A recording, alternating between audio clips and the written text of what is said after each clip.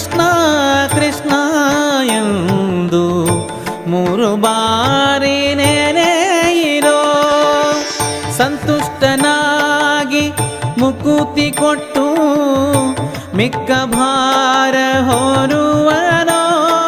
ಕೃಷ್ಣ ಕೃಷ್ಣ ಕೃಷ್ಣ ಕೃಷ್ಣ ಕೃಷ್ಣ ಕೃಷ್ಣ ಎಂದು ಮೂರು ಬಾರಿ